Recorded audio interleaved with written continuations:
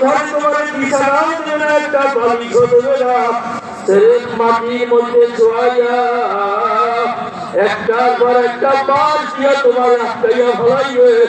ওই বাঁশের উপরে হুগলা পাতা বরফ দিয়া মাটির উপরে মাটি দিয়া বাড়াইয়া বাড়াইয়া এমন ভাবে আটকাইয়া দিল। এখন ওই কবর এত অন্ধকার হয়ে গেছে, দুনিয়ার একটা আলোর ফোঁটা পর্যন্ত ঢোকার সুযোগ নাই। এখন একটু তাকাইয়া দেখো,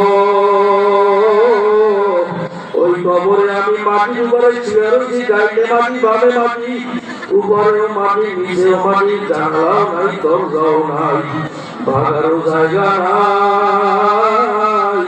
এখন এই কবরে আমার থাকা লাগবে একদিন দুই দিন না, হাজার হাজার বছর একা একা এই কবরে আমার থাকা লাগবে। আমার মাওলা যদি আমার এই কবরে খবর না নেয়, দুনিয়াতে যাদেরকে আপন ভাবছিলাম তারা কেউ আর খবর নিবে না। ওই মাওলা ছাড়া আমার কবরে কেউ নাই, ওই মাওলাকে না নিয়া কবরে যাব না।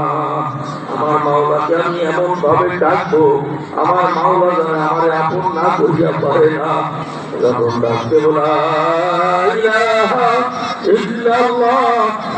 মারা কেউ আল্লাহ বাদে কেউ মাবুদ নাই। যখন কিছু করবো ইল্লাল্লাহ, খেয়াল করবো আমার কলবে আল্লাহ আছেন। যখন ডাকতে বললো খেয়াল করবো আমার মাওলা আমার দিকে চাইয়ে রয়েছে, আমি আমার মাওলাকে ডাকি, আমার মাওলা বলে বান্দা আমি তো তোমার কাছেই আছি, বান্দা আমি তো তোমার দিকে চাইয়াই রয়েছি। লাব্বাইকা আব্দি